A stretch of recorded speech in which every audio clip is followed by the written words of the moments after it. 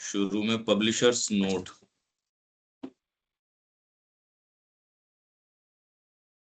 Letters on योग 2 comprises letters written by Sri Aurobindo on the practice of the integral योग। 4 volume हैं, 28, 29, 30, 31। हमने 29 के ऊपर ही क्यों आग्रह किया? यूं तो चारों ही कंप्लीटनेस के लिए पढ़ना चाहिए, क्योंकि इनको 4 तरीके से अरेंज किया गया, इन चारों वॉल्यूम्स को, जो नए अब कंप्लीट वर्क्स में छपे हैं 1, 2, 3, 4। इसको ये बता रहे हैं, देखो स्कीम समझो आप। It is the second of 4 volumes of letters on योग arranged by the editors as follows। पहला वॉल्यूम है फाउंडेशंस ऑफ द इंटीग्रल योग, मतलब ये विषय पे है। दूसरा है प्रैक्टिस ऑफ द इंटीग्रल योग, इसलिए हमारे लिए बहुत इंटरेस्ट की चीज है प्रैक्टिस। डेफिनेशनल चीजें बड़ी इंपॉर्टेंट है, समय से आ जाएंगी, हम तो प्रैक्टिस में सीधे ही सीधे। तो दूसरा वॉल्यूम जो है ये सीधे प्रैक्टिस का है।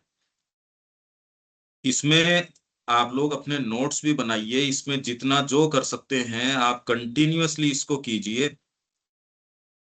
ये इतनी इंपॉर्टेंट चीज है, अब मैं कितना की स्ट्रेस करूं। तीसरा है experiences and realisations in the integral योग। फिर चौथा है मतलब 31 का transformation of human nature in the integral योग। The letters in these volumes, in volumes के अंदर have been selected from the large body of letters that Sri Aurobindo wrote to disciples and others between 1927 and 1950. Other letters from this period are published in Letters on Poetry and Art and Letters on Himself and the Ashram. ये 27 और 35वां volume है। Letters written before 1927 are reproduced in autobiographical notes। ये 36वां volume है। Other writings of historical interest, ये बहुत interesting है। During Sri Aurobindo's lifetime, relatively few of his letters were published. 3 small books of letters on yoga were brought out in the 1930s। 1930 के अंदर 30s के अंदर 3 small books आई थी। A more substantial collection came out between 1947 and 51 in 4-volume series entitled Letters of Sri Aurobindo, including 1 volume of letters on poetry and literature. In 1958, many more letters were included in the 2 large, ये क्या है, volumes है क्या ये, of on yoga। A further expanded collection in 3 volumes entitled Letters on Yoga was published in 1970 as part of the Sri Aurobindo birth center। ऐसे BCL हो गया ये। The present collection, also entitled Letters on Yoga, constitutes volume 28 से 31। These volumes incorporate previously published letters and contain many new ones as well, इसलिए 4 volume हो गए। Plus जिन विभागों में इनको पहले रखा गया था, अब उसमें से अब जिस विभाग में रखा गया उसमें परिवर्तन हो गया, ये अंतर है इसमें। The present volume is arranged by subject in 3 parts. ये जो वॉल्यूम है इसको 3 श्रेणियों, 3 विभागों के अंदर विभागीकृत किया गया है। द पाथ ऑफ इंटीग्रल योग, the synthetic method of the integral योग, द इंटीग्रल योग एंड अदर स्पिरिचुअल पाथ्स। पहले तो इंटीग्रल योग क्या है। एक इंटीग्रल योग का समन्वयात्मक तरीका, इंटीग्रल क्यों है ये, इंटीग्रल योग तथा दूसरे पथ। अब इसमें इन्होंने मोटा मोटा विभाग किया, बाकी तो खैर। The text of all the letters have been checked against the available manuscripts, typescripts and printed versions। और समझना हो तो इसके लास्ट में, किताब के लास्ट में चले जाइए आप, नोट्स ऑन द टेक्स्ट, क्योंकि ये शुरू करने से पहले ये बड़े इंपॉर्टेंट है। Notes on the text. Letters on योग 2, the second of 4 volumes contains, ये तो हो ही गया। The letters in this volume have been selected from extensive ये तो हो गया Shri Aurobindo carried on with his disciples and others between 1927 से 50. Letters from this corpus appear in 7 volumes. 1927 से 50 के बीच में जो पत्र लिखे गए वो 7 वॉल्यूम में हैं. 4 वॉल्यूम तो लेटर्स के नाम से, एक वॉल्यूम द मदर का, एक volume letters on himself and आश्रम, और लेटर्स ऑन पोएट्री. तो ये आपका 27वां वॉल्यूम तो हो गया letters on poetry and art. 28 से 31 हो गया लेटर्स ऑन योग. 32वां हो गया द मदर. और 35वां हो गया letters on himself and the आश्रम. द टाइटल्स ऑफ दीज, ये तो ठीक है. The writing of letters between 1927 and 1950, Sri Aurobindo replied to hundreds of correspondents in tens of thousands of letters. 10,000 पत्र लिखे श्री अरबिंदो ने. Some of them many pages in length, others only a few words long. Most of his replies, however, were sent to just a few dozen disciples. और ये 10,000 जो पत्र हैं उसका अधिकांश भाग जो है few dozen डिसाइपल्स को भेजा गया है. Almost all of them resident members of his आश्रम. इसलिए इसमें ये बैकग्राउंड बहुत ज्यादा इंपॉर्टेंट ये हो जाता है क्योंकि इसमें ऐसे ऐसे सब्जेक्ट कवर होंगे आप आश्चर्यचकित हो जाएंगे. बिना कॉन्टेक्स्ट के पढ़ेंगे, यदि आप साधना के बिना दृष्टिकोण से देखते हैं आपको कुछ समझ में नहीं आएगा. उस बैकग्राउंड से आप उस कॉन्टेक्स्ट से देखेंगे, हर जना अपने आप को ये समझ चुका, साधना का जीवन अपना चुका, उसको ये पत्र हैं. आप ये समझिए, जब हम बोलते हैं हाँ हम समझ रहे हैं, पर आप ये समझिए कि उस व्यक्ति ने अपना सर्वस्व ऑलरेडी दे दिया है. बाय डिफॉल्ट उसकी प्रॉपर्टी, उसके पोजेशंस, उसकी जो भी कुछ है वो आश्रम को बिलोंग करता है, मां श्री अरविंद को बिलोंग करता है. उसके बाद के मानव प्रकृति के जो जो पत्र हैं और हैं, अब हम देखेंगे क्या क्या आते हैं, पर ये बैकग्राउंड आपको समझना चाहिए कि ये योग के पत्र हैं.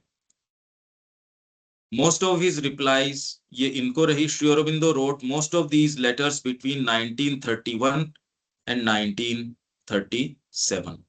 The prime period of his correspondence का प्राइम पीरियड 10,000 चिट्ठियां 31 से लेके 37 के बीच के अंदर आई है. आप ये सोचिए कि खाली ये काम भी देखो तो इस कालखंड में उन्होंने वो काम कर दिया. मतलब कोई भी एक चीज आप देखते हो, रिकॉर्ड ऑफ योग देखते हो, तो आज तक की आध्यात्मिकता में जो परीक्षण है वो सारे कर दिए. आज तक के जो काव्य लिखे गए उनसे सुप्रीम काव्य, मां कह रही है ऐसी कहीं यूनिवर्स में ऐसी चीज नहीं है सावित्री जैसी, वो उन्होंने कर दी. कोई भी फील्ड आप लेते हो, मानव क्षमता से भी देखते हो या जिस भी क्षमता से देखते हो, हर फील्ड के अंदर कैसे किया है इन्होंने, ये एक आश्चर्य का विषय है. तो letters before and after this period were written on a more restricted scale and confined to a few persons for special reasons. Disciples in the ashram wrote to Sri Aurobindo on loose sheets. वो sheets के ऊपर लिखते थे और sent him the notebooks in which they kept diaries as a record.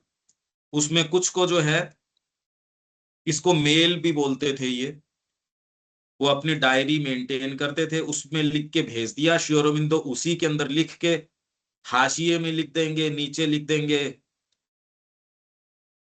as a record of their spiritual endeavor and a means of communicating with him. These notebooks and loose sheets reached Sri Aurobindo via an internal post once or twice a day. प्रतिदिन आपके पास यदि जाती हो इस तरीके की, आप उनके उत्तर देते हो, आप फिजिकली कल्पना करो रोज ये हो रही हो. आप जस्ट सोचिए आपके दिन भर का कार्यक्रम, प्रतिदिन आपके पास ये चीज आ रही है. In which they kept diaries as a record of their spirit. ठीक है. Letters from outside which his secretary thought he might like to see were sent at the same time. फिर बाद में कुछ उनके सेक्रेटरी के ऊपर है कि भाई ये पत्र श्री अरबिंदो को दिए जा सकते हैं. Correspondents wrote in English if they knew the language well enough, but a good number wrote in Bengali, Gujarati, Hindi or French, all of which Sri Aurobindo read fluently. Sri Aurobindo को इन सभी भाषाओं में पूरी Fluence है, or in other languages that were translated into English for him. The disciples usually addressed their letters to the mother, since Sri Aurobindo had asked them to do so. Address वो करते थे माँ को, but most assumed that he would answer them. Even माँ के भी जो उत्तर है, माँ को कहाँ समय होता था, श्री अरबिंदो देते थे. He generally replied in the notebook or on the sheets sent by the correspondent, writing beneath the correspondent's remarks or in the margin or between the lines. तो मैंने कहा जहां मान लो कहीं टिक करके उसी के नीचे कोई चीज कर दी आपके पास, और उस समय ये कहा गया होगा कि एक एक डबल स्पेस छोड़ दो, श्री अरबिंदो को उसी के ऊपर कोई टिक करना है, कुछ करना है, रिमार्क देना है, वो कर देंगे, हाशिया छोड़ दो, जो भी उनका नॉर्म रहा होगा. He generally replied, ये हो गया, writing beneath the correspondent's remark or in the margin or between the lines. Sometimes, however, he wrote his reply on a separate sheet of paper. अब दिलीप कुमार रॉय का जो पत्र है वो तो इतने बड़े पत्र हैं, वो तो हाशिए में कहाँ लिखे जाएं, उनको तो पूरा अलग जत्था चाहिए. इतने बड़े पत्र जो टाइप्ड इतने हैं, तो हाथ से लिखे तो कितने बड़े रहे होंगे आप सोचिए. In some cases he had his secretary prepare a typed copy of his letter which he revised before it was sent. For correspondents living outside the ashram, Sri Aurobindo sometimes addressed his reply not to the correspondent but to his secretary, who quoted, paraphrased or translated the reply and signed the letter himself on behalf of Sri Aurobindo. In these indirect replies, Sri Aurobindo often referred to himself in the third person. While going through Sri Aurobindo's letters, the reader should keep in mind that each letter was written to a specific person at a specific time, in specific circumstances, and for a specific purpose. The subjects taken up arose in regard to the needs of the person. और जो भी subject थे चर्चा के या पत्र उत्तर के, वो सारे, और इसलिए ये विशेष हैं. आप इंटीग्रल योग अपनाते हो, आपके ये चीजें अराइज करती हैं, आप इनको लेते हो, उसके उत्तर श्री अरबिंदो दे रहे हैं. जस्ट आप उस सिनेरियो को सोचो कि आपको श्री अरबिंदो को लिखने की एक ग्रेस प्राप्त है, श्री अरबिंदो उत्तर दे रहे हैं, व्यक्ति उनकी छत्र छाया में है. ये सारे बैकग्राउंड को समझ के हमको आगे चलना चाहिए. Sri Aurobindo varied the style and tone of his replies according to his relationship with the correspondent. To those with whom he was close, he sometimes employed humor, irony, and even sarcasm. अब आप कह दोगे श्री अरबिंदो के भी फर्क है closeness के अंदर और इसके अंदर, ये तो फिर हम भी ह्यूमन रिलेशंस मेंटेन करते हैं, श्री अरबिंदो भी कर रहे हैं. आपको बहुत तरीके से इन लाइनों के बीच में पढ़ने की आदत डालनी चाहिए. ये आपकी मैच्योरिटी पे डिपेंड करता है. जैसे जीवन आपने जिया है तो कितनी चीजें आप समझ पाते हैं एक वाक्य से, वैसे ही इन लेटर से आप कितना निकाल पाएंगे, ये आपकी परिपक्वता पे निर्भर करेगा. Although written to specific recipients, these letters contain much of general interest, which justifies their inclusion in a volume destined for the general public. हालांकि इसके अंदर आगे पीछे का नहीं दिया गया, उतना ही छापा गया है प्रश्न का जितना रेलेवेंट है, छपाई में जितना आ सकता है. For the reasons mentioned above, however, the advice in them does not always apply equally to everyone. इनको आप प्रैक्टिस नहीं कर सकते, आप पढ़ सकते हो, लेटर्स को आप अपने बलबूते पे कभी भी अप्लाई कर नहीं सकते. Aware of this, Sri Aurobindo himself made some cautionary remarks. चेतावनी भरे रिमार्क्स इन्होंने पहले दे दिए about the proper use of his letters. तो श्री अरबिंदो ने क्या कहा? I should like to say in passing, चलते चलते मैं कहना चाहता हूं, that it is not always safe to apply practically to oneself what has been written for another. ये सेफ नहीं है। पर आपके लिए इंटेंडेड क्या है ये आपके गुरु ही बता सकते हैं, स्पिरिचुअल लाइन का व्यक्ति बता सकता है। और कोई क्या कोई बात है क्या इसमें? अनिल जी कुछ कहना चाह रहे हैं क्या? वो एक बात है कि स्पेसिफिक उसके लिए लिखा हो गया है, मतलब जनरलाइज नहीं कर सकते। हाँ, इसमें बस हमको अपनी प्रकृति के इन लाइनों से आप कितना पढ़ सकते हो वो है। ये जानते हुए कि ये मानव प्रकृति है वो उसको एड्रेस किया जा रहा है, तब जबकि वो पूर्ण रूप से समर्पित हो चुकी है। ये बार बार अपने को समझाओ। अब ये देख लो अब वो मानव प्रकृति क्या क्या कहती है। आप यदि उसको प्री मैच्योरली अभी मानने की कोशिश करेंगे, मान तो कुछ भी सकते हैं पर वो अप्लाई नहीं होगा। ईच साधक is a case by himself and one cannot always or often take a mental rule and apply it rigidly to all who are practicing the योग। इवन योग कर रहे हैं उन पे भी सब पे ये अप्लाई नहीं करते, नहीं कर रहे उन पे तो अप्लाई करते ही नहीं।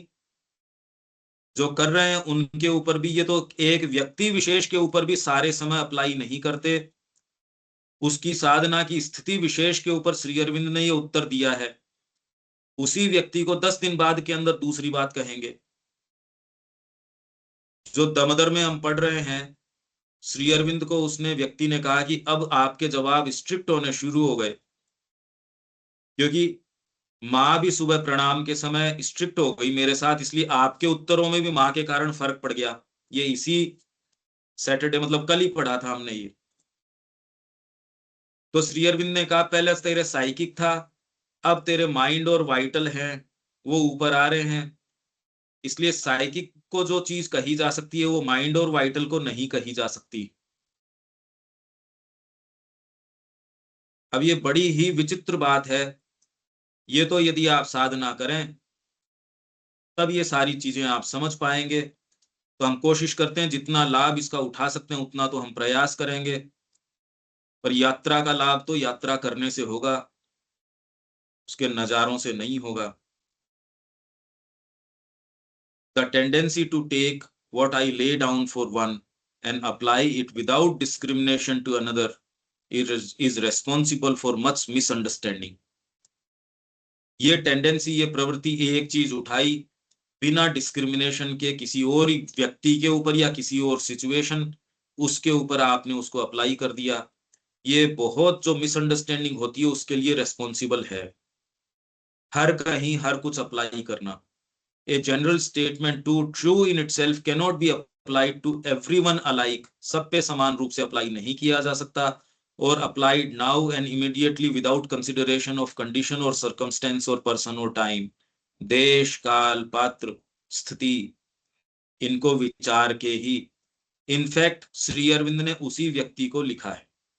कुछ इंडिकेशंस प्रकृति के मिल सकते हैं इनके अंदर, पर यदि कोई सीरियस साधक है उसको तो फिर बाद में अपने कोई पॉइंटर्स तो इससे ग्रहण कर सकता है, बाकी तो एडवाइस उसको भीतर ही लेनी पड़ेगी।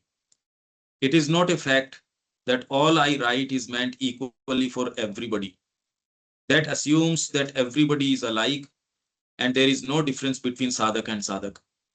If it were so, everybody would advance alike and have the same experiences and take the same time to progress by the same steps and stages।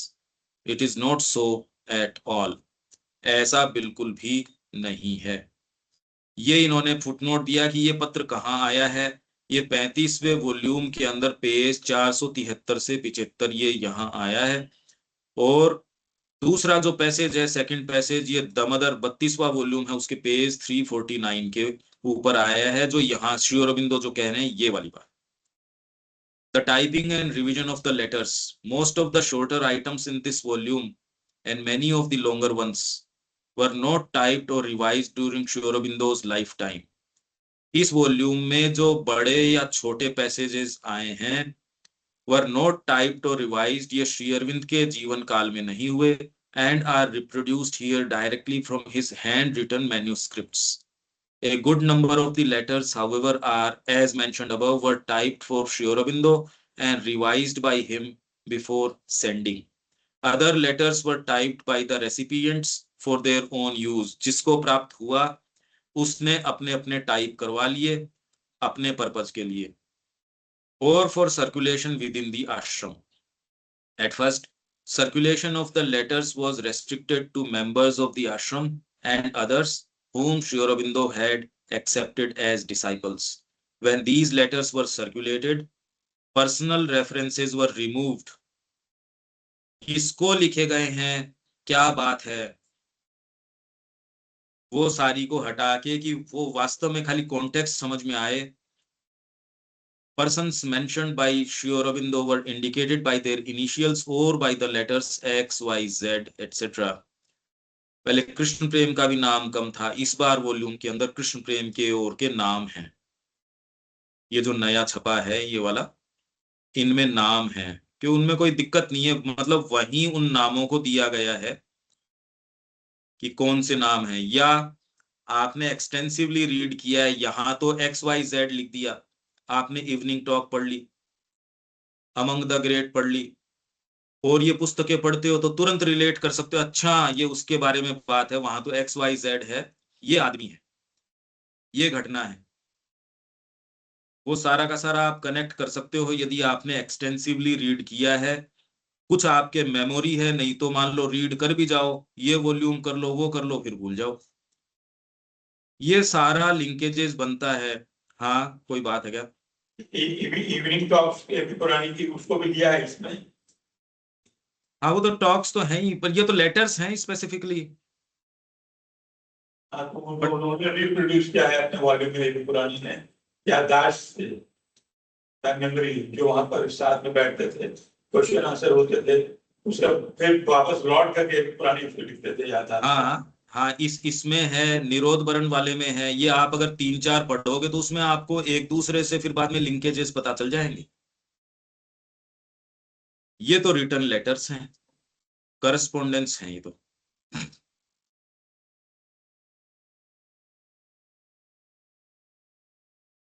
ये हो गया. Copies of these type letters were kept by Sri Aurobindo's secretary and sometimes presented to Sri Aurobindo for revision before publication. These typed copies sometimes contained errors, most of which were corrected by him while revising.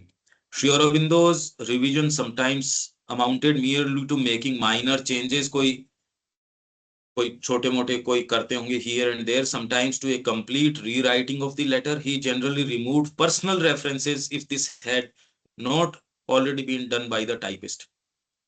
When necessary, he also rewrote the openings. Shri Aurobindo जानते थे मैं जो ये पत्र लिख रहा हूं इसके क्या अर्थ निकलेंगे, बाहरी दुनिया में नहीं, या आश्रम में कोहराम मच जाएगा, ये जान के लिखते थे श्री अरबिंदो.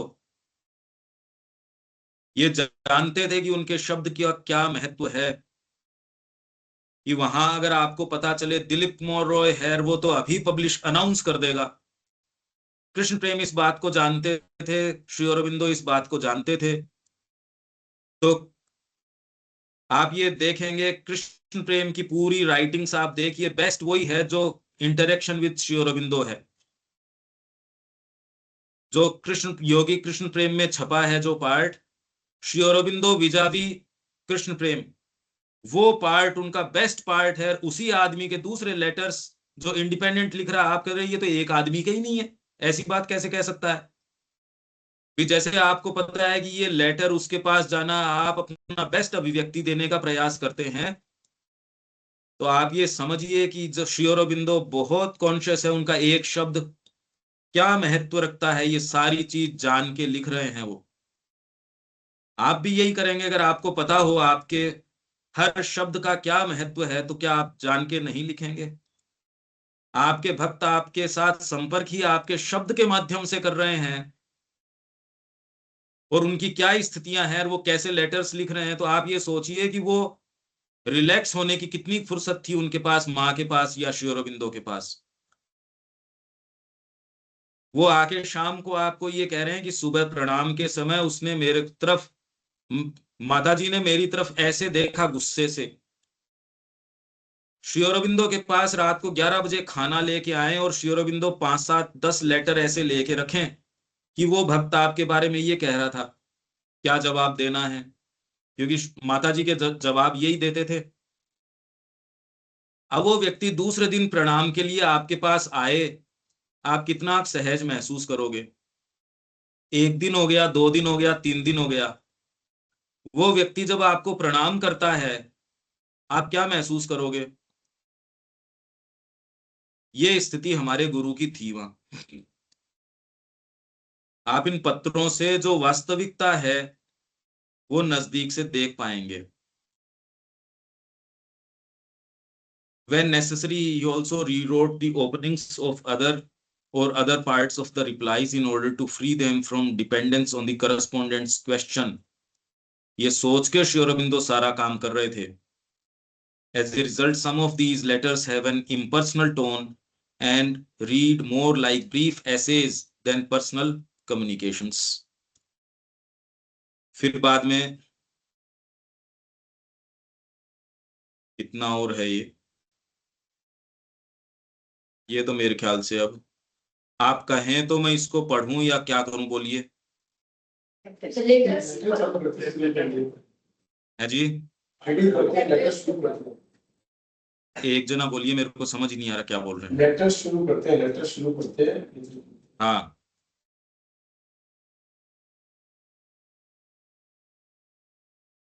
ये जिसको पढ़ना हो सेल्फ स्टडी के हिसाब से पढ़ लेंगे।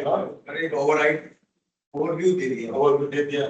खैर ये तो आ ही गया। अब जो अपने को हिस्टोरिकल बैकग्राउंड है इसका वो तो आ ही गया। हाँ बिल्कुल। और ये बहुत जरूरी है जिससे कि ये बैकग्राउंड के आधार पे लेटर्स पे चले अपन। तो अब ये लेटर्स पे अगर हम आ गए chapter 1, seeking the divine, the true object of spiritual seeking.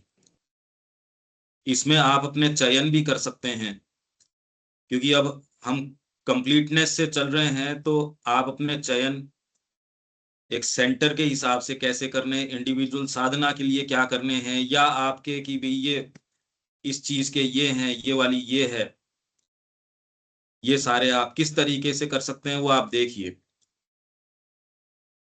The true object, अच्छा इसमें फिर बाद में आप अपने यदि जैसे मिनट्स लिखते हैं मीटिंग की, वो यदि करते हैं तो इससे बहुत लाभ होगा। करना तो पड़ेगा, पर कभी तो हमारी प्रकृति को कुछ तो करवाएंगे हम। यदि ये कर कुछ मैं ऐसी चीजें कह रहा हूं, अगर आप कर सकें तो नहीं, ये तो यज्ञ तो चलेगा ही।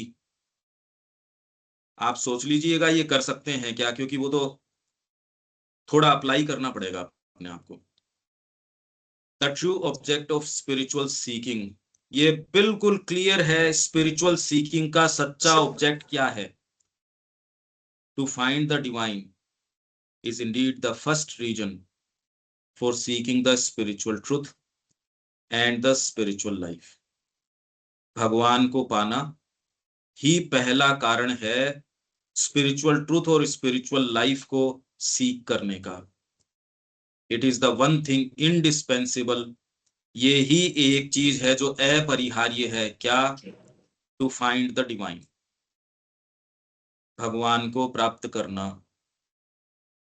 And all the rest is nothing without it, और सब चीजें नथिंग, कुछ भी नहीं है इसके बिना।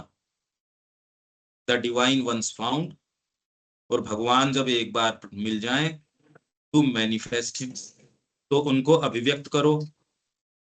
दैट इज, अर्थात first of all to transform one's own limited consciousness into the divine consciousness.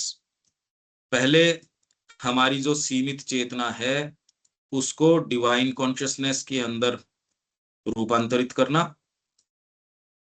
To live in the infinite peace, light, love, strength, bliss.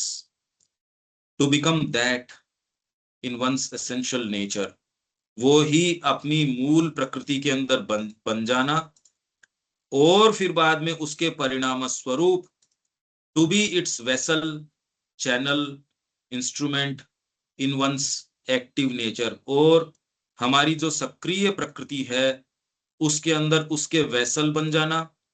Vessel क्या होता है? धारक होता है। चैनल, चैनल क्या है? वाहिका है। और इंस्ट्रूमेंट क्या है? यंत्र है। हम उसके धारक बन गए, हम उसकी वाहिका बन गए, और हम उसके यंत्र बन गए अपनी एक्टिव प्रकृति के अंदर। To bring into activity the principle of oneness. और हम जो भी क्रिया करें उसके अंदर इस एकत्व का जो तत्व है, प्रिंसिपल है, मूल सिद्धांत है, उसको कार्य रूप में परिणत कर दें। To bring into activity on the material plane. हमारा और कोई काम नहीं है यहाँ भगवान को खोजना, उनको प्राप्त करना, और फिर बाद में यहाँ उनको अभिव्यक्त करना, मैनिफेस्ट करना, उनकी वेसल बन जाना, चैनल बन जाना, इंस्ट्रूमेंट बन जाना। यही करने का काम है। इसी दृष्टिकोण से शिक्षा में साइकिक, नहीं तो और तो फिर बाद में मतलब ही नहीं निकलता। ये ही एकमात्र, जगत को ऐसे देखो, जीवन को ऐसे देखो, कार्य को ऐसे देखो, इससे इंडिपेंडेंट कोई दूसरी चीज है नहीं। यही एकमात्र चीज है। और to do work for humanity is a mental mistranslation of the truth. To work for humanity is a mental mistranslation of the truth. These things cannot be the first or true object of spiritual seeking. अगर humanity के लिए काम करना चाह रहे हैं तो ये एक मिसट्रांसलेशन है। ये चीजें फर्स्ट और true object of spiritual seeking नहीं हो सकती। We must we must find the self, the divine. Then only can we know what is the work the self or the divine demands from us. Until then, तब तक our life and action can only be a help or means towards finding the divine, and it ought not to have any other purpose. तब तक हमारा जीवन और कर्म अधिक से अधिक केवल एक सहायता या एक साधन या माध्यम हो सकता है। किस चीज का? भगवान को खोजने का, पाने का। और जीवन का ought not to have any other purpose, और कोई दूसरा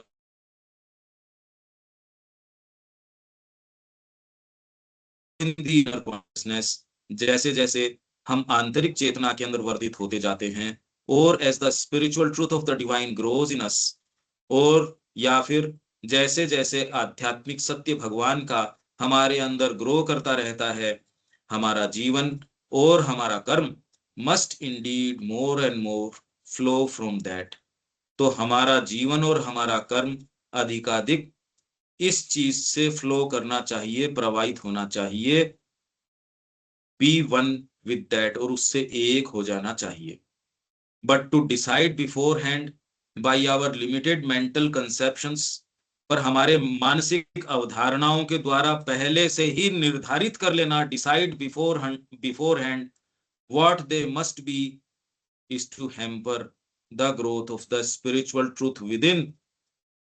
मैं इन कंडीशंस में रहूंगा, मैं इस परिवार में रहूंगा, मैं इस व्यापार में रहूंगा, मैं इस तरीके की एक्टिविटी करूंगा, मैं इंडिपेंडेंटली चैरिटी करूंगा, मैं राजनीति में जाऊंगा, मैं शिक्षा में जाऊंगा, मैं ये करूंगा, इन किन्हीं भी तरीकों से, या मैं आध्यात्मिकता में जाऊंगा तो ऐसे करूंगा।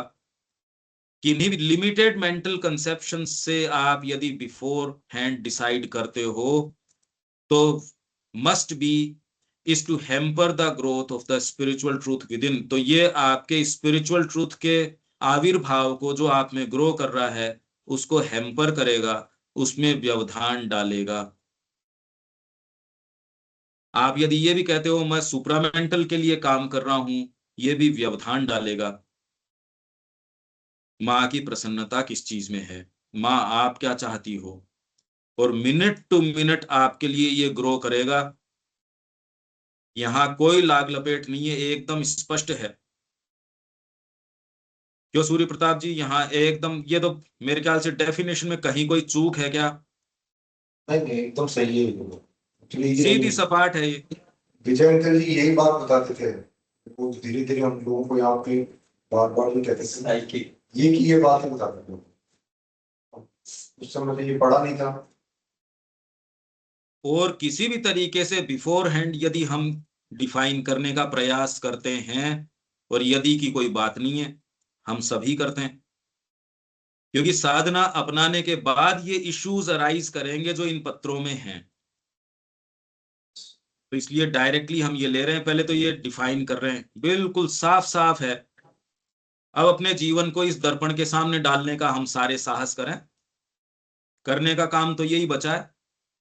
जितना निर्ममता से आप इस दर्पण के सामने अपने आप को डाल के देख सकते हो, उतना आपकी आध्यात्मिक प्रगति होगी। इसमें आपको कोई रोक नहीं सकता ये काम करने से। पूरा विश्व भी मिल जाए तो इस काम में आपको सहायता ही कर सकते हैं, यदि करें तो व्यवधान तो नहीं कर सकते, क्योंकि ये तो आंतरिक आपके एक्सप्लोरेशन है। इस दर्पण के सामने अपने आप को डालना, ये तो व्यक्ति को करना है। आप करते हो तो आप आगे जाते हो।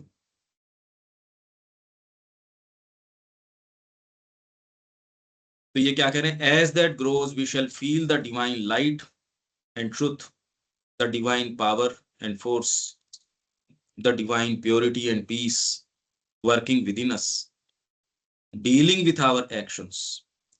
जब आप ये कर रहे हो तब आपके एक्शंस के साथ ये सारी चीजें डील करेंगी, as well as our consciousness, making use of them to reshape us into the divine image। Bhagavat प्रतिमूर्ति के अंदर गढ़ रही हैं अब आपको ये। कब? प्री रेक्विजिट ऊपर है, ऊपर जो गया ना, ये प्री रेक्विजिट है, और फिर आपके अंदर ये क्रिया शुरू हो जाएगी, आपके एक्शंस और आपकी चेतना से डील करेगी, और फिर बाद में उनका उपयोग करते हुए मेकिंग यूज ऑफ देम, फिर उनका उपयोग करेगी और आपको डिवाइन इमेज के अंदर रीशेप करेगी। रिमूविंग द ड्रॉस, ड्रॉस मतलब गंदगी, कचरा, ये हटाएगी। Substituting the pure gold of the spirit, और स्पिरिट का जो प्योर गोल्ड है उससे उसको सब्स्टिट्यूट करेगी।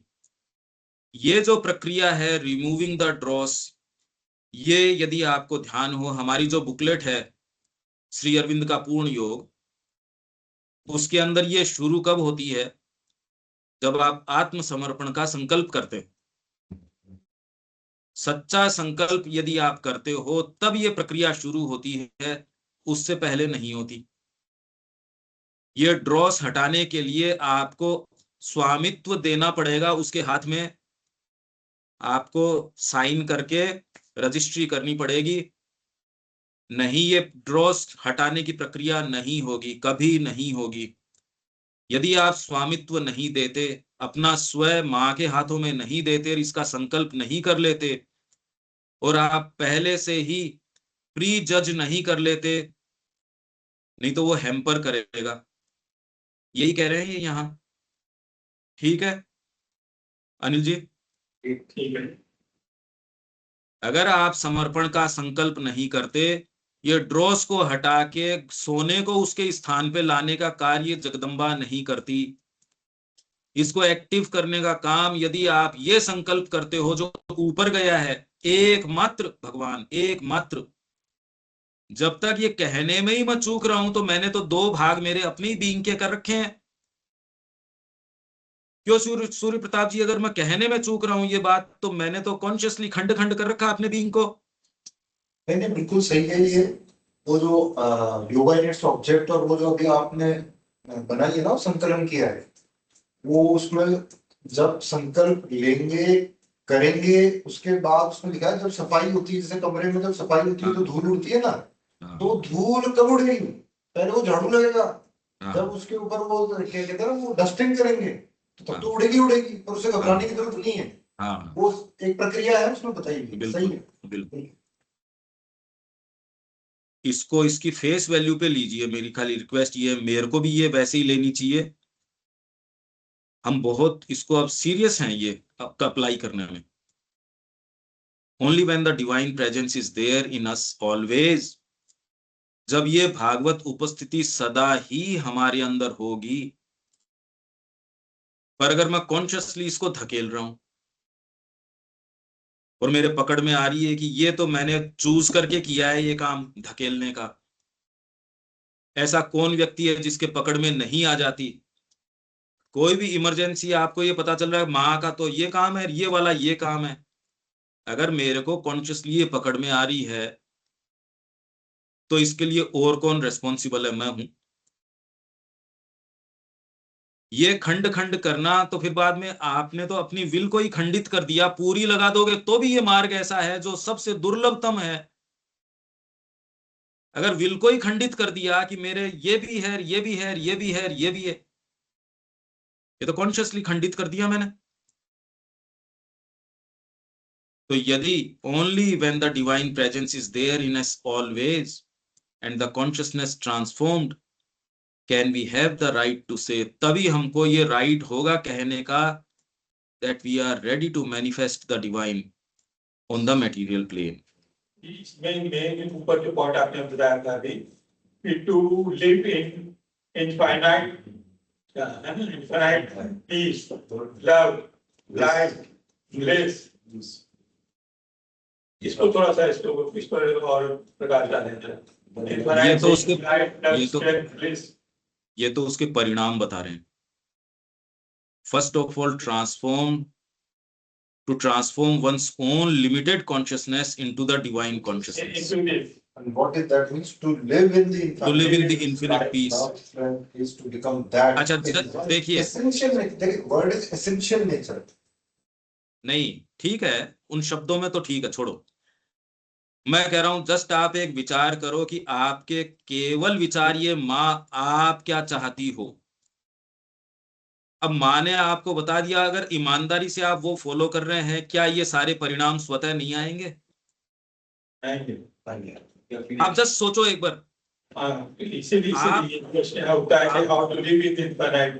आपको युद्ध के क्षेत्र में झोंक दिया गया और आपके बाण लग रहे हैं।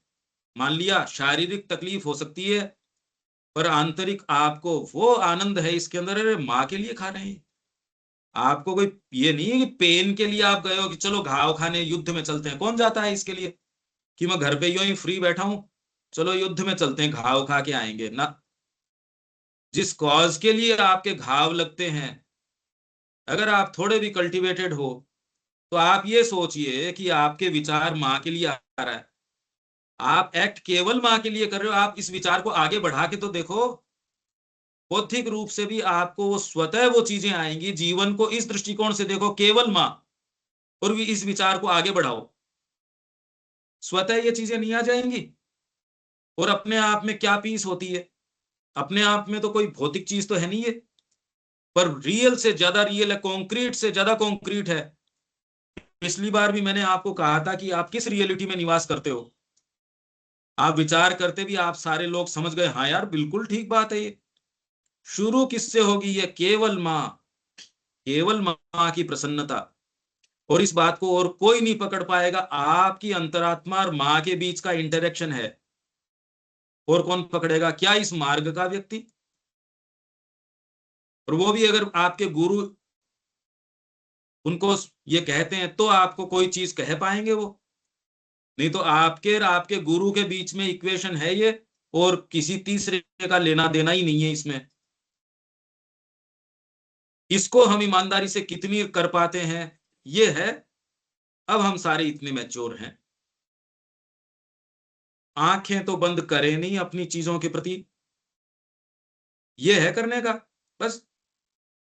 तो ये स्टेट्स तो आ ही जाएंगी। अभी अगर आप मानसिक चित्रण करोगे पीस का, तो एक सेंसेशन की ऐसा नीरव है वो है। इसके अलावा आपको क्या पता पीस किसको बोलते हैं? ब्लिस अगर वर्णन भी हो किसी पुराण में या किसी ग्रंथ में, अगर आपको बता भी दिया जाए, आप उससे रिलेट कैसे करोगे? वो तो जैसे कोई शहद और मिठाई में, जब तक मिठाई शहद नहीं खाएंगे तो शहद का पता नहीं चल सकता। वो जो पीस की बात है ना, बड़ी इम्पोर्टेंट है। बिल्कुल पीस में अभी एक इनफाइनाइट पहले लगा हुआ, इनफाइनाइट आनंद। हाँ, वो बेसिकली आप उस मतलब क्या होता है कि उससे आप वो डिप्लॉय नहीं कर सकते, वो continuously you are in touch with that. अब जैसे पीस है, अब पीस एक किसी को कहोगे सर पीस क्या होती है, तो एक बड़ा उदाहरण दिया उसमें एडवेंचर ऑफ कॉन्शियसनेस के अंदर, बहुत मेरे को अच्छा लगता है। पीस वही समझ सकता है। अभी जैसे उन्होंने उदाहरण दिया कि जैसे एक जंगल में जो ट्राइब्स रहती हैं, ठीक है, वो वहीं रहती है। एक जो शहर का एकदम भागम भाग की जिंदगी से निकल के वहां जब जाते हैं तब इनको पीस लगती है, जब उनके लिए नॉर्मल है। तो this peace is very relative, कि आपका खुद का अनुभव में आप कितने एजुकेटेड हो, कितने ज्यादा जो इंटेंसिटी है वो आपकी लाइफ उस पर डिपेंड करती है कि आप पीस का क्या पीस है आपके लिए। द सेम सर्कमस्टांसेस आपके लिए पीस नहीं मिल सकती, और सेम सर्कमस्टांस में किसी को लगता है कि पता नहीं कितनी बड़ी पीस है। इनफैक्ट आप कर्म ही पीस के बिना कर नहीं सकते, जबकि कर्म और पीस ये इनकंसिस्टेंट नहीं है। आपको क्या लगता है कर्म करोगे तो पीस चली जाएगी? अगर आप पीसफुल नहीं हो तो सच्चा कर्म नहीं कर सकते। आप अगर ब्लिसफुल नहीं हो तो सच्चा कर्म नहीं कर सकते। आप इस विचार को यदि आगे लेके जाते हैं तो जब तक आपकी अंतरात्मा सुखी नहीं है, आपको ये कोई सी भी स्टेट का दूर दूर तक पता नहीं है। बहुत सीधी सीधी बात ये है। हम इसको डिफाइन ऐसे करते हैं, माँ की अनन्य और उनकी प्रसन्नता, उनकी अनन्यता। इसके अलावा और कैसे डिफाइन करें? क्योंकि इसको अगर हम कहेंगे तो हम तो उन्हीं सेंसेशन से, ठीक कह रहे हैं सूर्य प्रताप जी, भाई शब्द तो है ही ये पीस, और क्या कर सकते हो? बस है, बस इससे ज्यादा तो और क्या कहोगे? यहाँ पर आई बात की peace, right, love, step, bike पढ़ना होगा। भौतिक चीज तो देखो कोई है नहीं है। वो अपने आप आप उसको जानना होगा।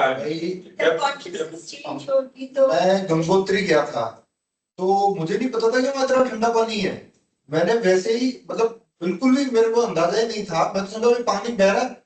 मैंने क्योंकि हाथ को मैंने कहा चलो धो लेते हैं, मैंने जैसे ही अंदर डाला मेरा हाथ सुन्न हो गया। वो बाकी लोग वहां नहा रहे हैं, मेरी हिम्मत नहीं हुई, मैं तो वो जैसे नहीं छाटे वाटे मार के। लेकिन द पॉइंट इज दिस कि वो अब वो जो गंगोत्री का वो उस लेवल का जो ठंडा पानी है, जब आप उसके अंदर जाओगे तब ही महसूस होगा, अदरवाइज तो हाँ बिल्कुल। ठंडा ठंडा ठंडा ये का है। बिल्कुल ठीक बात है। तो इसलिए प्रॉब्लम अभी शब्दावली की चल रही है अभी तो। इसीलिए मैंने कहा कि इसको बॉइल डाउन करोगे, आप इसमें क्या कर सकते हो? कुछ चीजें आप स्वयं पकड़ सकते हो। यदि आप ये कहते हो केवल माँ, अब इसके बीच में कौन कौन सी चीज आती है? अगर कॉन्शियसली बीच में आ रही है, आपको पता नहीं लग रहा, तो आपकी रिस्पॉन्सिबिलिटी नहीं है। पर अभी कुछ चीजें तो हैं जो पता लग रही हैं। अगर वो पास बाई करती हैं मेरी सचेतन सचेतन चेतना के सामने से, उतने की मेरी रेस्पॉन्सिबिलिटी है। अगर मैं लेट गो करता हूं, उन चीजों को चलने देता हूं, तो मैं अंधकार में चला गया। जब मैंने तुरंत ही उसको, और कोई फिजिकल प्रमाण थोड़ी है इसका। आपकी चेतना में जो चीज रजिस्टर करती है उसके लिए आप रेस्पॉन्सिबल हो, दूसरी के लिए आप रेस्पॉन्सिबल नहीं हो। ये तो आपके और आपके उद्देश्य या आपकी सिंसियरिटी या आपके इष्ट, आपके गुरु, इनके बीच का है। इसमें न आपको किसी को एक्सप्लेन करना, न किसी को जस्टिफाई करना। आपको तो अपने गुरु और आपके बीच की बात है, उसमें कितनी प्योरिटी से आप बैठ पाते हो ये आप देख लो। इसमें किसी को कहना थोड़ी है, न कहीं से कुछ लेके आना। पर अगर आपको अपने गुरु से अंतरंगता के मोमेंट में यदि कोई चीज खींच लेती है, क्या आप उसको सहन करोगे? कोई भी हो चाहे। तो आप ये पाएंगे कि दूसरी चीजें आपको अंतरंग नहीं होने दे रही गुरु से। इम्प्योरिटी रोक लेगी, प्योरिटी की मांग की जाएगी। अगर कोलाहल है, आपको नींद नहीं आएगी, पूरी पीस में नहीं जा सकोगे। अगर बारी भागों का ज्यादा कोलाहल है, कैसे जाओगे? माताजी डीप ट्रांस के अंदर थी, सुप्रामेंटल उनको अनुभव हो रहा था। उन्होंने कहा वो घड़ी ने मेरे को खींचती रही। मैंने कहा रे थोड़ा देख लेने दे। जो जहाज का अनुभव है माता जी का, नवंबर का है वो। माँ ने कहा यहाँ वो टन टन टन कर रही थी। यहीं जाके आपके सामान्य जीवन में तो जो है सो ठीक है, जब माँ के पास बैठते हो तो इन्हीं चीजों की तो पता नहीं होता। बस आप अपना एक इमोशन व्यक्त कर देते हो, जितना कर सकते हो वो भी आप पाते हो, यार नाकाफी है। आप भगवान के लिए भजन गाना चाहते हो, कितनी दूरी तय कर पाओगे? आप माँ से अंतरंगता के कितने मोमेंट बिता सकते हो? तो जिस चीज के लिए यहाँ धरती पे हो, उस चीज में कोई चीज यदि आपको मार करती है, हैम्पर करती है, समझदार आदमी कह देगा मैं तो नहीं करूंगा ये काम। जो चीज इन चीजों के साथ ब्रीच करती है, पर अब संगीत के साथ कोई चीज ब्रीच करती है, अब हर जने के लिए तो वो है नहीं। पर इसका मतलब क्या संगीतकार हटा दिए जाएं धरती पे से? क्योंकि ये चीज सारों के लिए नहीं है। अब ये प्योरिटी हमारा ग्रुप कितनी चाहता है, आपका हर एक्ट उस प्योरिटी को बढ़ाएगा या कम करेगा? माँ के साथ आप कितने ओपनली खुल के बैठे हैं या नहीं बैठे हैं, ये आपका साइकोलॉजिकल हर निर्णय तय करता है। क्यों सूर्य प्रताप जी, है ना ये बात? ठीक है, बिल्कुल बिल्कुल। एकदम सही है। क्या बस है, यही सबको आपको सब पता होता है, हम सबको पता है बस कब हम चूक रहे हैं, बस सब पता होता है। मैं तो मेरे खुद के बारे में कह सकता हूँ, बाकियों का तो नहीं कह सकता, क्योंकि बस लेकिन बस बात वही है ना भाई, जो मैं हूँ लगभग सबका कंपोजिशन वही है, इसलिए बस कह देते हैं कि सबको पता होता है। बस एकदम। इसलिए करने का काम और कुछ नहीं। ये प्योरिटी यदि कर सकते हो, मां श्री अरविंद का काम यही है। ये रेजिस्टेंस है, ये बहुत बड़ा प्रतिरोध है। तो और किसी का क्या मेटे, अपना खुद के ऊपर ही लगे पहले तो। ये मां श्री अरविंद के कार्य का प्रतिरोध है, ये लाइट नहीं आने दे रहा। अब सामूहिक रूप से हम क्या कर सकते हैं, वो अपने अपने ऊपर तो शुरू करें। इसीलिए ये पत्र शुरू किए थे। इसमें तो मेरे ख्याल से आप क्यों किसी को सब कह रहे हैं, हाँ भी बिल्कुल यही बात है। एकदम सही है, रियलिटी तो सही यही है, है। यही है। इम्प्योरिटी कौन चाहेगा? माँ के साथ जब आप खुले तरीके से बैठते हो, आपको ये चीजें खींच के वापस ले आती हैं। आप बैठ ही नहीं पाते माता जी के साथ। अभी आगे फिर लिख गया है, we must find the self, the divine, then only know what is the work to be done. For the divine demands तो अब आगे चलते हैं। Only when the divine presence is there in us always and the consciousness transformed can we have the right। अब हमको अधिकार मिलता है टू से। उससे पहले अभी क्या करना चाहिए? मुंह बंद करके चुपचाप काम में लगा रहना चाहिए। अभी समय जो हमारा है वो काम करने का है, अभी हमको बोलने का राइट नहीं है। ये डिसेंसी आते ही मैं तो पाता हूं चुप रहो। ईमानदारी से जो माँ बुलवाती है केवल वो बोल सकते हो, उसके अलावा एक शब्द भी नहीं बोल सकते। आप भी यही पाओगे। हाँ, पर वो शब्द ये कंसिडरेशन से नहीं कि कल को इनको अनिल जी को बुरी लग जाएगी, किसी को उदाहरण देंगे तो ये बुरा लग जाएगा। ये मैं अपने स्थान से गिर गया अगर मैं ये नहीं कह पा रहा, या मैं इसलिए कह रहा हूं क्योंकि मेरे को अनिल जी पसंद नहीं है इसलिए मैं लपेट लपेट के उदाहरण दे रहा हूं, ये गलत है। या अनिल जी मेरे को बहुत प्रिय है इसलिए मैं जो देना चाहिए वो उदाहरण नहीं दे पा रहा। मेरे को तो ईमानदारी से माँ का काम करना। आपका सारा दिन माँ को बिलोंग करता है। अगर करता है तो अब आपके लिए क्या दुनिया कैसी रही, परिवार कैसा रहा, व्यापार कैसा रहा, अब देख लो। आप ही जानोगे आपके मूवमेंट्स को कि ये हाथ कैसे उठा। हमारा हर मूवमेंट, हमारा दिमाग इतना कनिंग है, वो क्या रेस्पॉन्स आएगा उस तरीके से बोलता है, वैसे बैठता है, वैसे क्रिया करता है। जितनी आप में गहरी चेतना होगी आप पकड़ पाओगे, नहीं तो झांसे में रहेंगे। उसका प्रमाण है ये पत्र जो हम लगातार अब पढ़ेंगे। To hold up a mental ideal or principle and impose that on the inner working brings the danger of limiting ourselves to a mental realization or of impeding or even falsifying by a halfway formation the true growth into the full communion and union with the divine। To hold up a mental ideal, कोई भी mental ideal आपने, चाहे आपने कहा जी मेरे को दिव्य जीवन का विचार बहुत प्रभावित करता है, यदि वो मेंटल आइडियल के रूप में या प्रिंसिपल के रूप में रहे और आप उसको impose that on the inner working, और उसको इनर वर्किंग के ऊपर आप इम्पोज करने का प्रयास करते हैं, तो ये जो है ब्रिंग्स द डेंजर, ये खतरा किस चीज का लिए आता है, of limiting ourselves to a mental realisation, ये आपको हो सकती है, और ऑफ इम्पीडिंग, या उसके बीच में व्यवधान आ सकता है किसमें, और इवन फॉल्सिफाइंग, मिथ्यात्व के अंदर, by A half way formation, किसको आप फॉल्सिफाई करोगे, ट्रू ग्रोथ, उसको आप इम्पीड कर दोगे, या उसको यहां तक कि फॉल्सिफाई कर दोगे अधूरे फॉर्मेशन से into the full communion and union with the divine and the free and intimate outflowing of his will in our life. तो ये कैसे तोड़ें?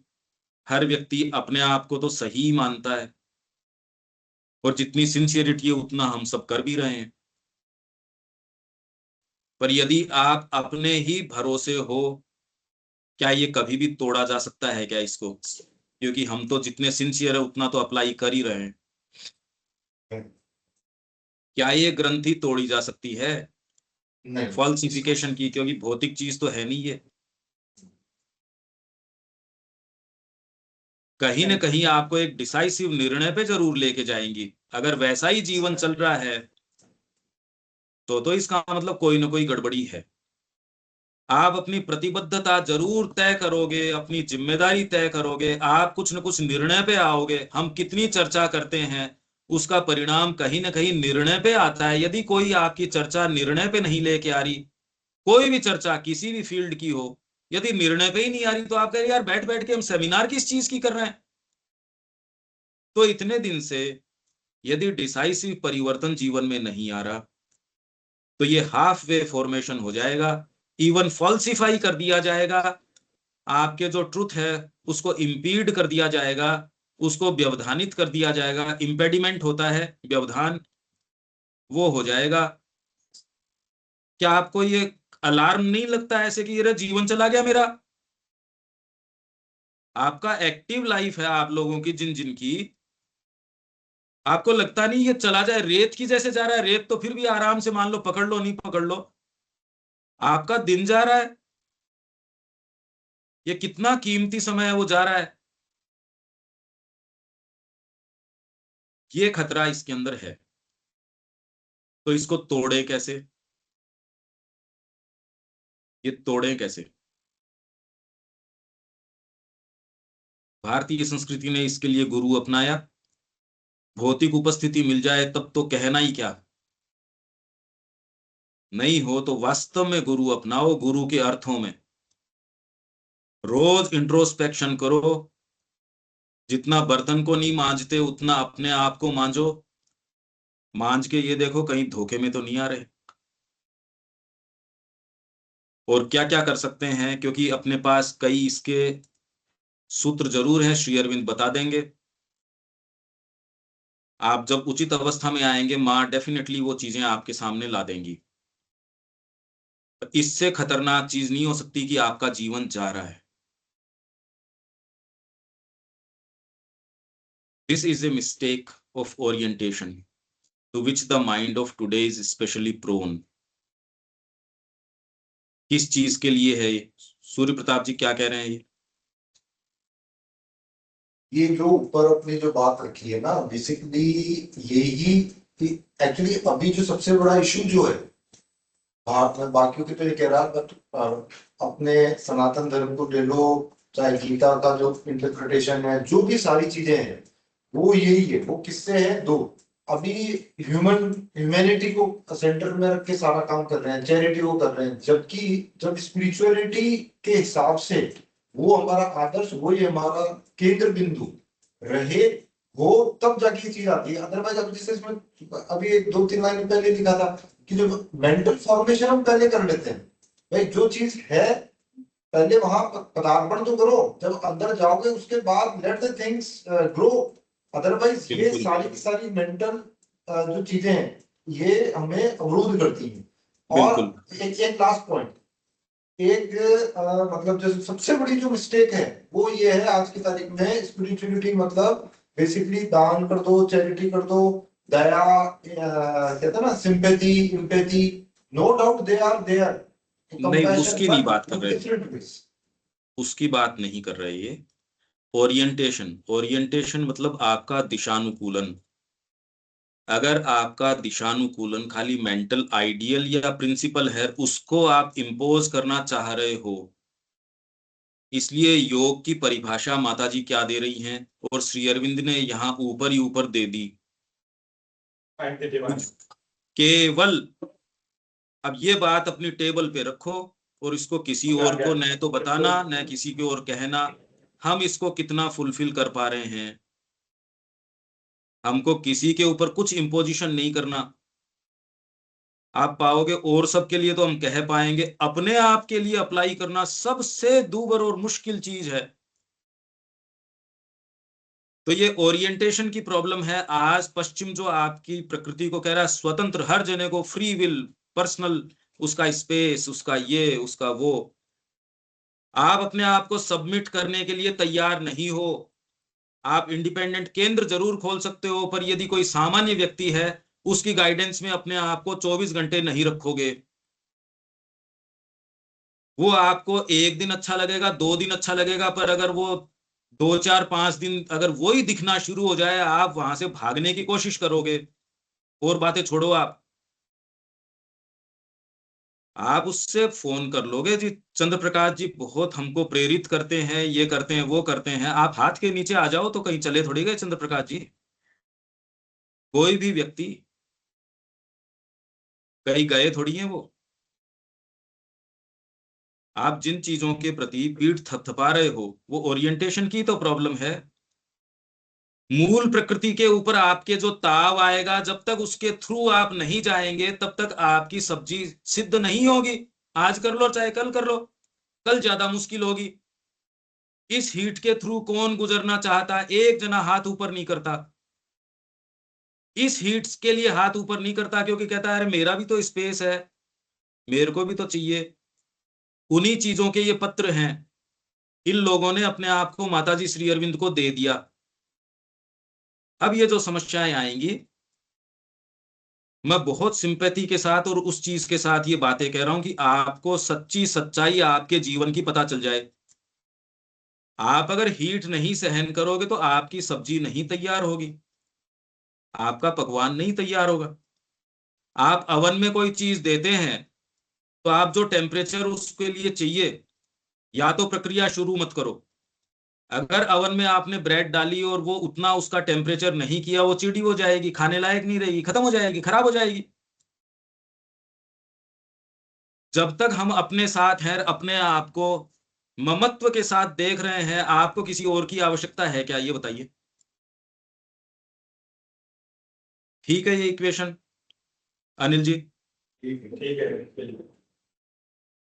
मेरे ख्याल से इसमें अब हमारे कोई रिजर्वेशन नहीं है, अब हमसे ये बातें की जा सकती हैं।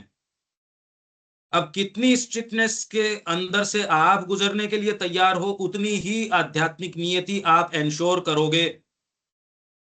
अगर आप हीट सहन करने के लिए तैयार नहीं हो, ये जो आज का ओरिएंटेशन है, आपके माइंड को आपने गुरु बना रखा है और किसी की आप सुनने इतनी सी तैयार नहीं हो। जहां तक आपको सुविधाजनक है वहां तक उसका नाम लेके आप कह देते हो हम उसकी सुनते हैं, पर वास्तविकता कुछ और है। क्या हम ये कह सकते हैं या ये अभी साहस नहीं कर सकते? सूर्य प्रताप जी, ये देखते होंगे आप तो। बिल्कुल सही है। मैं तो ये जो एक्चुअली मुझे नहीं पता था कि ये लेटर यहाँ लिखा हुआ है। बेसिकली आई वॉज फॉर्चुनेट कि विजय अंकल जी मेरे को यही बात बताते थे, तो मैं उन्होंने मेरे को एक बड़ी बात बोली थी, बोली सूर्य प्रताप ये जितनी अपन एक्टिविटीज करते हैं ना, ये ठीक है, पर इतना ज्यादा ध्यान मत देना, मेन चीज दूसरी है। उन्होंने बताई, तो वो मुझे लग रहा है कि या तो उन्होंने भी लेटर पढ़ लिया था या फिर उन्होंने, क्योंकि उन्होंने, मैं उनसे जब मिला था 6, he was at the age of 60, at that time उनको ऐसा था कि भाई पूरी उनके मन में एक वो थी कि यार मेरा लाइफ चली गई, जो मेन जो चीज थी ना वो निकल गई। लेकिन उनको जब पता चला तब वो बेसिकली उसको, जैसे ये नहीं कहते कि एकदम वर्ड मुझे मतलब डेस्परेट थे एक तरह से, अगर मैं एक वर्ड यूज करूं, हो सकता है इसमें नेगेटिविटी हो, लेकिन उनको ये था कि नहीं ये चीज मुझे मिलनी चाहिए और इसी जीवन में मिलनी चाहिए। हाँ, अब उस चक्कर में वो थोड़ा सा एग्रेसिव हो गए थे हाँ, बट उनकी बातें सही थी, ठीक है, वो एग्रेसिव हुए, कई सारी चीजें होती है नहीं होती, बट उनका एक ही पॉइंट था कि कुछ भी करो मत करो, माता जी श्री अरविंद का एकमात्र केंद्र बिंदु एक ही है कि अपना जो self, with in self, psychic, बस इसके अलावा कोई बात नहीं करते थे। पिछले 2-3 साल जब उन्होंने शरीर छोड़ा, उसके 2-3 साल पहले तो इतना ज्यादा हर हमारी सेशन में यही बात आती थी।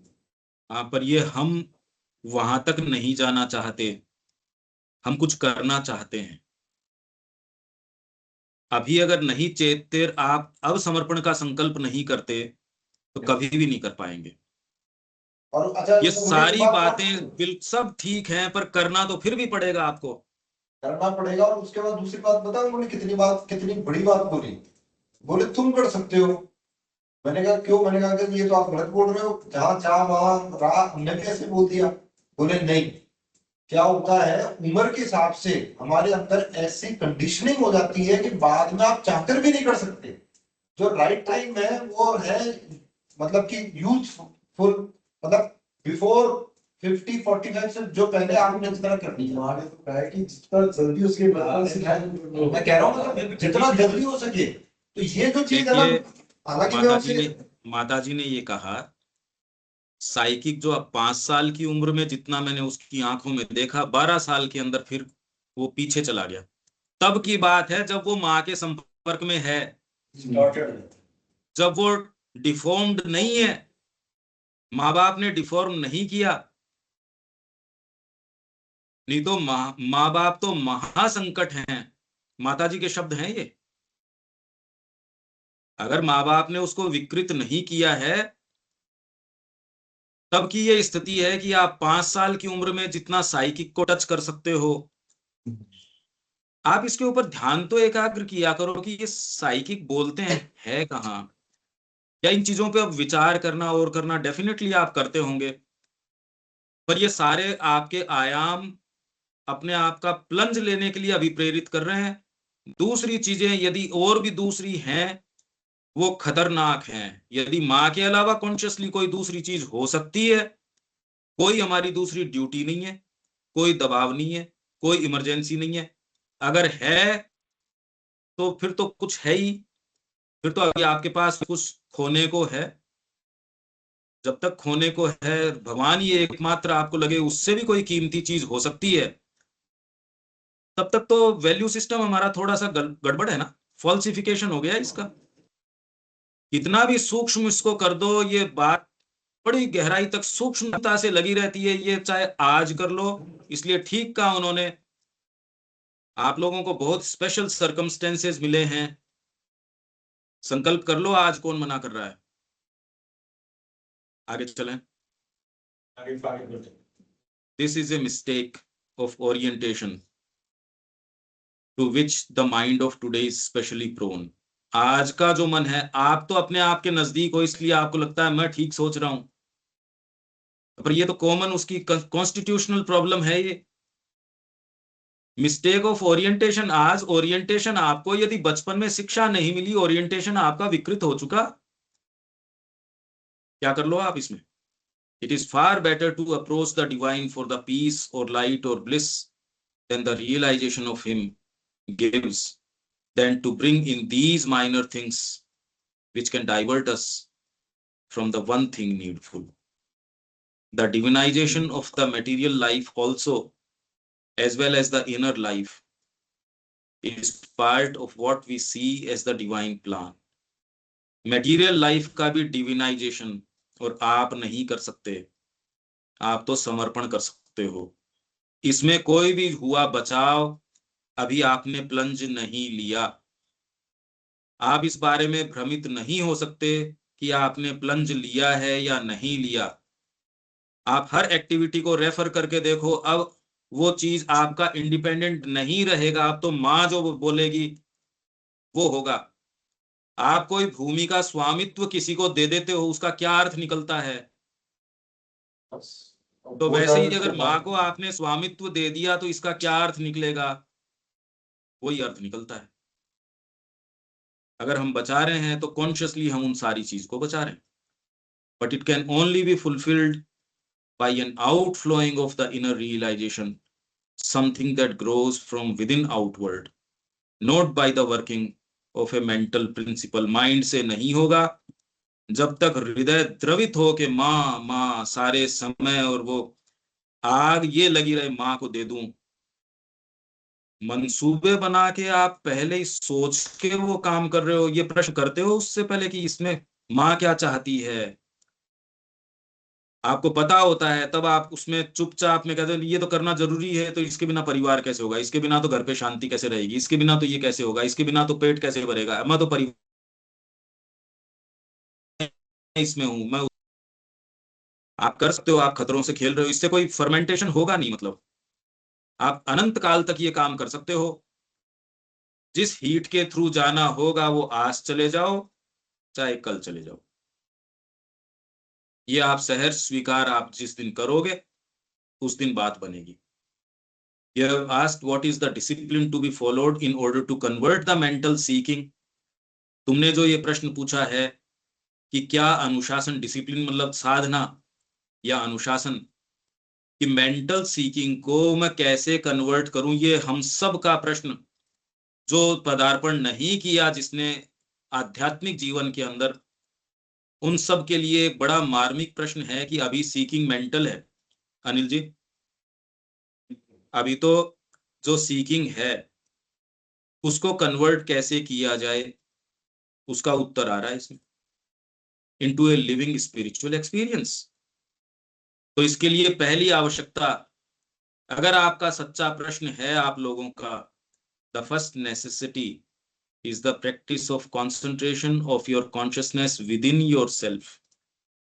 अपने भीतर अपनी चेतना को कंसंट्रेट करने का अभ्यास करो। The ordinary human mind has an activity on the surface which veils the real self. But there is another, एक दूसरी एक्टिविटी है, एक दूसरी कॉन्शियसनेस है, ए hidden consciousness with in behind the surface one. सतही जो चेतना है उसके पीछे एक दूसरी चेतना है, in which we can become aware of the real self and of a larger, deeper truth of nature, can realize the self and liberate and transform the nature. To quiet the surface mind, आपके सतही मन को शांत करने के लिए, and to begin to live within, is the object of this concentration. ये concentration आप इसलिए करोगे कि सतही मन है वो शांत हो जाए और begin to live within, और भीतर निवास करना शुरू कर दे। Of this true consciousness, other than the superficial, there are two main centers. और इस सच्ची चेतना के, जो सुपरफिशियल सतही चेतना से अलग जो दूसरी सच्ची चेतना है, इसके दो प्रधान केंद्र हैं। एक यहाँ in the heart, not the physical heart, but the cardiac center in the middle of the chest, one in the head. The concentration in the heart opens within, and by following this inward opening and going deep, one becomes aware of the soul or psychic being, the divine element in the individual. पर यदि आप psychic को अपने आप में उद्देश्य बनाते हो तो साइकिक भी यही कहेगा कि माँ को पूर्ण समर्पण कर दे। ये पत्र एक है आगे, शायद 32वें में है। तो ये बहुत ज्यादा इंपॉर्टेंट है ये पत्र। जितनी बार पढ़ते हो उतनी बार जैसे कोई सीधे ही सोम सुधा है ये तो। दिस बीइंग अनवेल्ड, और ये जो बीइंग आपका कौन सा, सोल और साइकिक बीइंग, जब ये अनवेल हो जाता है, निरावृत मतलब सामने आ जाता है, begins to come forward, जब ये सामने आना शुरू होता है, to govern the nature, और आपकी प्रकृति के ऊपर शासन करना शुरू कर देता है, to turn it, और आपकी प्रकृति को मोड़ना शुरू कर देता है, और उसके सभी मूवमेंट्स को towards the truth, towards the divine, and to call down into it all that is above. तो जब ये बीइंग आपका आंतरिक सत्ता साइकिक आने का, हमने इसीलिए सुबह की क्लास में बहुत बार इसके लक्षण कि इसके लक्षण क्या होंगे, यदि वही चीजों में आप रस ले रहे हो, वही मैंने ये देखा कि हमारा जो सेशन खत्म होता है उसके बाद एटमॉस्फेयर देखिए आप, इनफैक्ट मन ही पूरा नहीं लगता कुछ का, तो मन ही बंटा रहता है, पर उसके अंदर भी उठने के बाद मतलब इतनी तड़प रहती है कि कब खत्म हो, और फिर हम उस एटमॉस्फेयर में कैसे जाएं।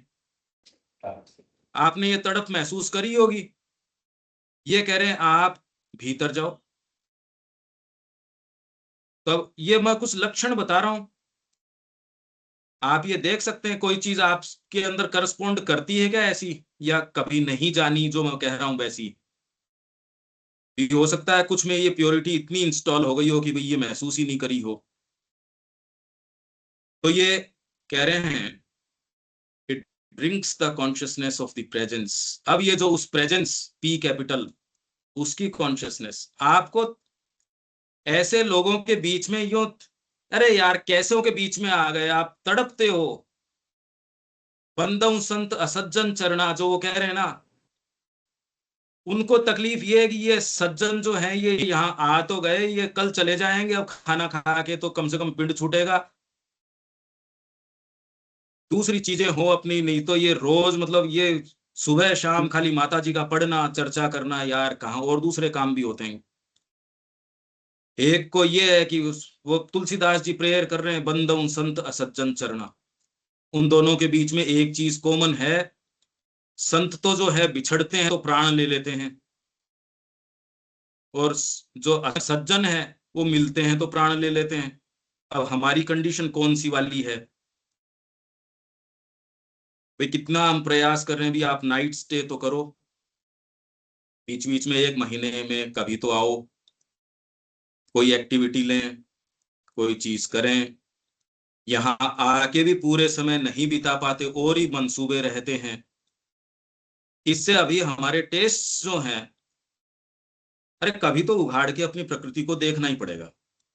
अगर ऐसा ही चल रहा है तो ऐसा तो चल ही रहा है, ऐसा तो चल ही रहा है, नया क्या है फिर। It brings the consciousness of the presence, the dedication of the being to the highest, और आपका जो बीइंग है उसको हाईएस्ट को डेडिकेट कर देते हो।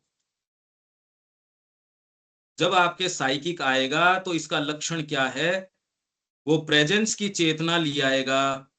अगर माँ की प्रेजेंस आपके जीवन में है तो वो क्या करेगा, और आपका जो बीइंग है उसका डेडिकेशन कर देगा टू द हाईएस्ट, उच्चतम को डेडिकेट कर देगा। डेडिकेट करने का मतलब समर्पित कर दिया।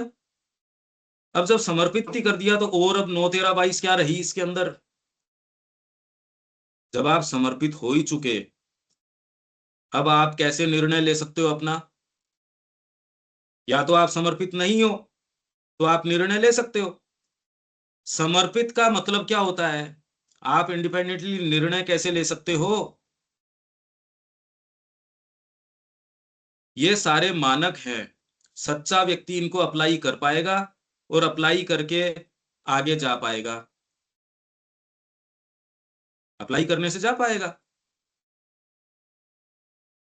क्यों सूर्य प्रताप जी, ठीक है ये बिल्कुल सही है। जो है सो है बस। रहेगा उसको मिलेगा। To concentrate, इसी तरह से लगे हुए रहेंगे तो अपने आप ही आसन बहुत कुछ हो जी। जाएगा। जिन जी। खोजा इन पाई या गहरे पानी पेट, जिसने खोजा हाँ। उसको। हाँ, ये आज कर लो और चाहे कल कर लो, आपको ये करना ही पड़ेगा। और इसमें कोई चीज खोने की नहीं है, सब प्राप्ति प्राप्त करने की है। कोई चीज आपसे ली नहीं जा सकती इसके अंदर। इसमें आनंद है, पीस है, जो ऊपर हमने बात बताई। ये शब्द अच्छे लगते हैं पर क्या हम तैयार हैं, ये प्रश्न तो अपने आप से करो। ये तो कह दिया इन्होंने, ये आपको प्राप्त होगी, पर वो कह रहे हैं मछली की गंध ऐसी दिमाग के अंदर चढ़ती है, उसके बिना नींद नहीं आती। उसके बिना नींद कहाँ आती है? बातें हैं अभी तो ये। इनवाइट्स द डिसेंट, और अगर ये आ जाती है तो descent into our nature of a greater force and consciousness which is waiting above us, जो हमारे ऊपर इंतजार कर रही है, उसको इनवाइट कर लेती है। पूरी प्रक्रिया हो गई। साइकिक आएगा, प्रेजेंस की चेतना ले आएगा, वो लाते ही आपके बीइंग को हाईएस्ट के प्रति समर्पित कर देगा। जब समर्पित करेगा तब ग्रेटर फोर्स और कॉन्शियसनेस जो ऊपर इंतजार कर रही है, वो प्रकृति के अंदर अवतरण को इनवाइट कर लेगा। वो इनवाइट करेगा। नहीं आ रही या क्या आ रही है वो आप जानते हो, कितनी आ रही है क्या आ रही है। अगर आप ये कह रहे हो पर्याप्त आ गई, तो आपसे दिक्कत भी क्या है किसी को। आप ये कह रहे हो मेरे पास तो बहुत बहुत है, तो हमको भी दो, हमको दो। To concentrate in the heart center with the offering of oneself to the divine and the aspiration and for the presence in the heart is the first way. And if it can be done, और यदि ये किया जा सके, the natural beginning, तो ये स्वाभाविक आरंभ है। For its result once obtained, एक बार ये रिजल्ट इसका प्राप्त हो जाए, पर रिजल्ट ओरिएंटेड है भी नहीं ये। मैं इसलिए जा रहा हूँ, मेरे को माँ बहुत अच्छी लगती है। इससे साइकिक खुल जाएगा या नहीं खुल जाएगा, मेरी तरफ से खुले चाहे न खुले, तो माँ इतनी अच्छी लगती है। अब जो होनी हो सो हो। और कोई भी तरीके से यदि आप इस इक्वेशन को रखते हो, तो वो धीरे धीरे धीरे धीरे हाथे में ले लेगी आपको, बहुत अच्छे अच्छे रूप दिखाएगी। दिखाई रही है सबको, पूरी पृथ्वी चली रही है। The natural for its result once obtained makes the spiritual path far more easy, खाली साइकिक के आधार पे far more easy and safe than if one begins the other way।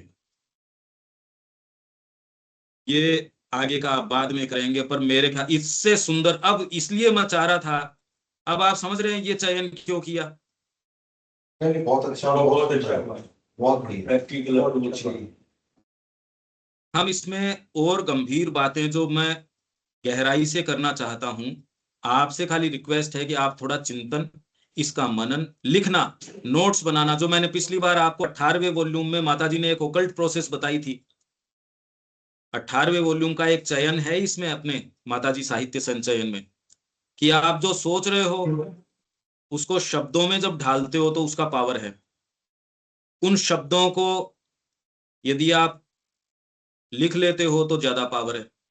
उच्चारित करते हो और लिख लेते हो तो उसके अंदर उसकी पावर और बढ़ जाती है। अब अपने डिसाइसिवली कोई यदि एक्ट की 1 घंटे, मेरे को तो ये माँ के लिए, कि ये एक्टिविटी माँ के लिए ही है, सारा जीवन की जरूरत नहीं है। एक बार तो कम से कम 1 घंटे से शुरू करें, क्योंकि उसमें 1 घंटा रीडिंग, 1 घंटा माँ का नहीं है, रीडिंग माता जी का नहीं है। 1 घंटा हम दे पाते हैं या नहीं दे पाते। ये धीरे धीरे कुछ कुछ शुरू करें, फिर जो होगी सो देखी जाएगी।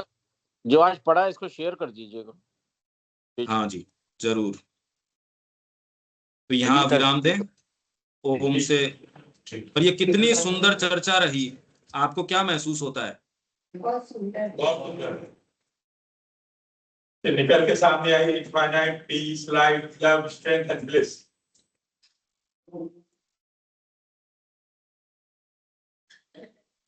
ठीक है, ओके, ओम से ओम करें। समापन करें।